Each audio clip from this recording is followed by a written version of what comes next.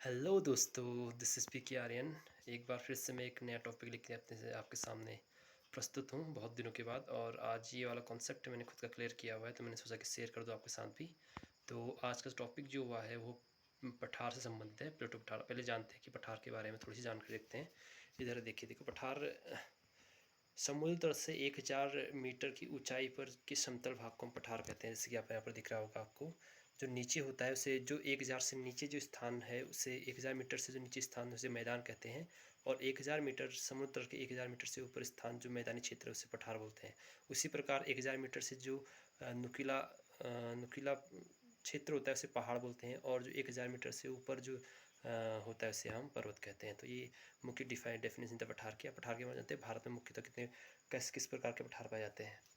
देखिए मुख्यतः भारत का जो पठार है वो दक्षिणी भाग पर ही है, इसलिए हम इसे बोलते हैं दक्षिणी भारत का पठार। और साथ में से हम प्रायद्वीपीय पठार कहते हैं, क्योंकि पानी की ओर सटा हुआ है। जहाँ तो बात करें तो इसके जो पठार है ये पूरी क्षेत्र पर पूरी पहाड़ियों से और दक्षिणी से पश्चिमी पहाड़ियों से बॉर्डर बनाता है पठार का।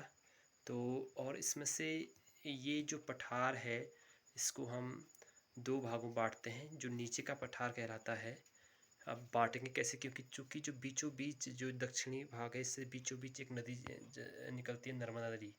यह नदी पठार को दो भागों में बांटती है। एक नीचे वाला भाग कहलाता है दक्कन का पठार, और ऊपर वाला भाग कहलाता है मध्यवर्ती उच्च भूमि वाला पठार।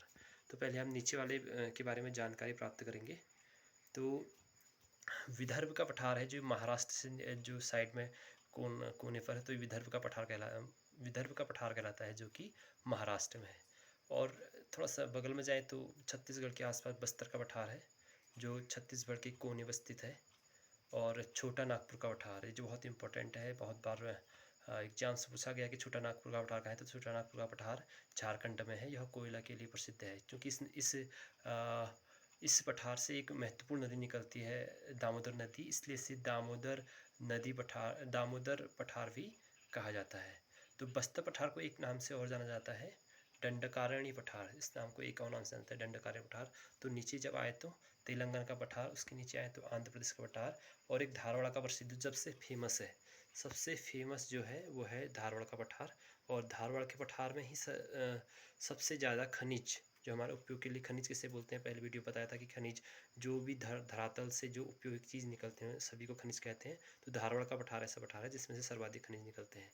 जो स्थान पूरा ही जो भाग है वो दक्कन का पठार कहलाता है। लेकिन जहाँ जहाँ ये जाता है, जैसे महाराष्ट्र में गया तो विदर्भ के नाम से गया, और छत्तीसगढ़ में तो बस्तर के नाम से जाना गया, इधर झारखंड में गया तो छोटा नागपुर कहलाया, तेलंगाना आंध्र प्रदेश में आंध्र प्रदेश, और कर्नाटक में धारवाड़ के नाम से जाना गया। लेकिन पूरा पठार ही दक्कन पठार का ही हिस्सा है। और जहाँ जहाँ पर हम जो चीज़ें बच गई, इधर बच गई है, इधर बच गई है, तो इसे हम दक्कन का पठार का ही नाम दे सकते हैं।